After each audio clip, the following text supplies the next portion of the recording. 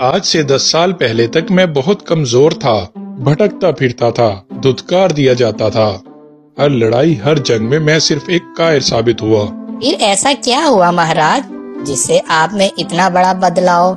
उस बदले की आग ने मुझे फिर ऐसी ताकत दी कि मैं तूफानों से टकरा सकता हूँ, हवाओं से लड़ सकता हूँ और सब तबाह कर सकता हूँ। खैर छोड़ो सिपाही, अब जल्दी से चलो, हमें बहुत काम करने हैं। सिम्बा अपने घर में आकर अपने सिपाहियों को इकट्ठा करता है।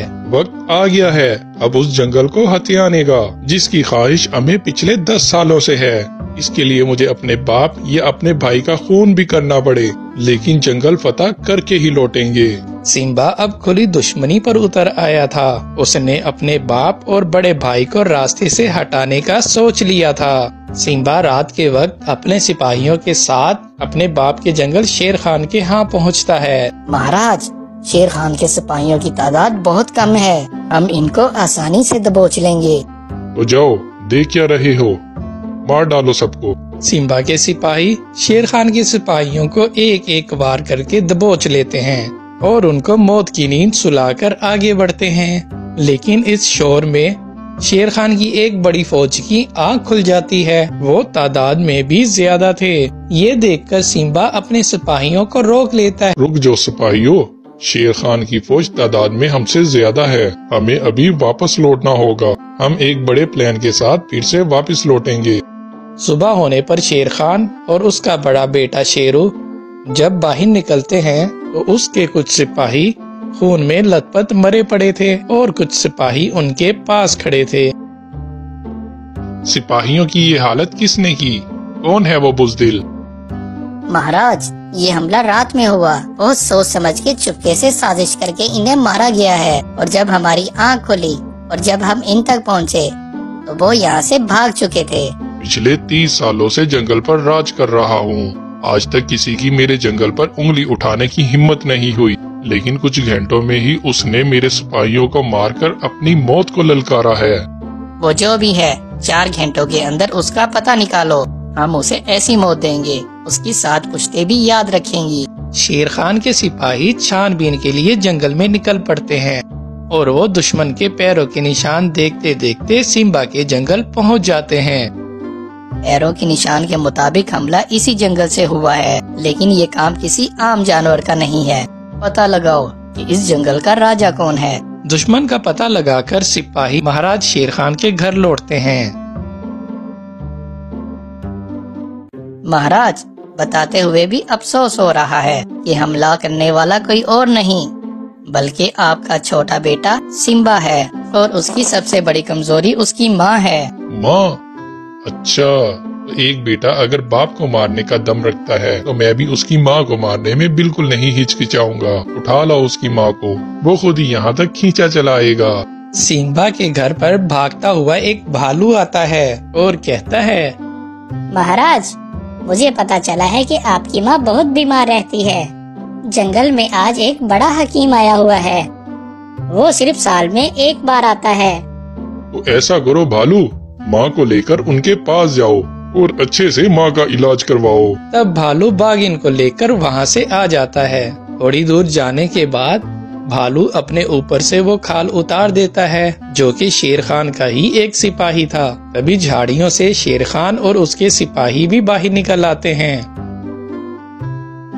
आओ आओ बागिन आओ, सिम्बा को पालने वाली तुम ही हो ना, लेकिन तुमने उसे पालकर बहुत बड़ी गलती कर दी। देखो, तुमने उसे पाला और बदले में क्या, तुम्हें सिर्फ मौत ही मिलेगी। लटका दो इसको सूली पर। तब शेर खान के सिपाहियों ने उसे उल्टा लटका दिया। महाराज, अब उस सिम्बा का क्या करना है? ये खुशखबरी उस तक भी पहुंचा दो। जब वो ये खबर सुनेगा तो कुत्ते की तरह खींचा चला आएगा।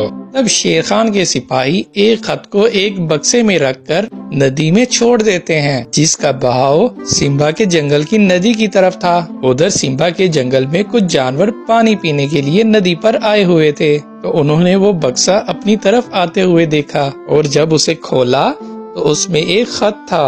वो पैगाम जानवरों ने अपने महाराज सिम्बा तक पहुंचा दिया। सिम्बा ने पूरा खत पढ़ा और बेचैन हो गया और अकेला ही वो शेर खान तक पहुंचने के लिए निकल पड़ा। तो बस यहीं तक थी बहादुरी। तुम अभी भी बच्चे हो, भूलो मत कि किससे दुश्मनी की है। और देखो आज भी उसी मोड़ पर आ खड़े हुए हो, और वो भी ऐसा ही मंजर था जैसा आज से 10 साल पहले हुआ था। आज से 10 साल पहले आया था एक ऐसा मोड़ जिसने बाप बेटे के बीच ला खड़ी की थी एक ऐसी दीवार जिससे दोनों एक दूसरे के दुश्मन बन गए। और कैसे एक बागिन शेर की माँ बन गई, चलिए देखते हैं। बच्चों, तुम्हारी माँ नहीं रही, क्योंकि तुमने उन्हें मार डाला। वो कमजोर थी, छोटे दिल की थी। ऐसा कमजोर और रहम दिल मुझे बिल्कुल भी पसंद नहीं है। ये तुम भी अच्छी तरह से अपने दिमाग में बिठा लो। दरअसल आज से 10 दिन पहले एक शेरनी ने अपने 2 बच्चों को जन्म दिया।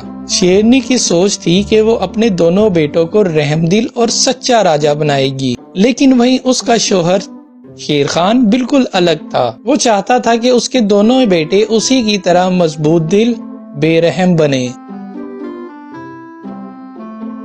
तुम मेरे बच्चों को ऐसा कुछ नहीं सिखाओगे जिससे ये तुम जैसे बेरहम और खूनी बने। ये मेरे बेटे हैं और आज ही मैं इन्हें जंगल के बीच ले जाकर खड़ा करूंगा। अगर ये जंगली शिकारियों के सामने डटे रहे तो फिर ये मेरे असली बेटे हैं, और उसके बाद शुरू होगी असली परवरिश।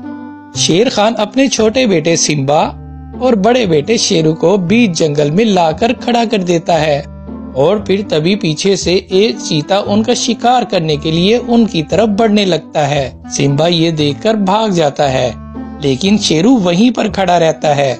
जंगली चीता शेरू पर टूट पड़ता है, लेकिन तभी शेर खान आकर उस चीते को मार डालता है। शाबाश मेरे बेटे, तुम डटे रहे, यही मुझे देखना था। लेकिन सिम्बा पीठ दिखाकर भाग गया, मुझे उसका कुछ सोचना होगा। उधर सिम्बा भागता भागता अपने घर तक पहुंचता है। वो देखता है कि उसकी माँ घर की छत पे लटकी हुई थी और उसके पेट में एक चाकू लगा हुआ था। नहीं नहीं, मेरी माँ को किसने इतनी बेदर्दी से मार डाला? बताओ माँ, बताओ कौन था वो? मैंने मारा है तुम्हारी माँ को। वो कमजोर और रहम दिल थी, और ऐसे जानवरों का मेरी नजर में यही अंजाम है। तुम्हें भी बस एक आखिरी मौका देता हूँ, फैसला बस तुम्हें करना है, जीना चाहते हो या मरना। तो ये थी आज से 10 दिन पहले की कहानी। इस तरह शेर खान अपने दोनों बेटों को लेकर एक मैदान में पहुंचता है और सिम्बा के सामने एक हंसती खेलती फैमिली को लाकर खड़ा कर देता है। ये फैमिली तुम्हारे सामने है, इसकी आंखों में आंखें डालकर इसे खत्म कर दो। सिम्बा मन ही मन सोचता है, नहीं नहीं नहीं, अपनी माँ को खोकर जो दर्द मेरे अंदर भरा हुआ है वो मैं ही महसूस कर सकता हूँ, और अगर मैंने इनकी फैमिली को मार डाला तो इन पर क्या गुजरेगी। ये सोचकर सिम्बा एक बार फिर से वहाँ से भाग जाता है। सिम्बा दौड़ता दौड़ता एक ऐसी जगह पर आ गया जहाँ दूर दूर तक कोई नहीं था।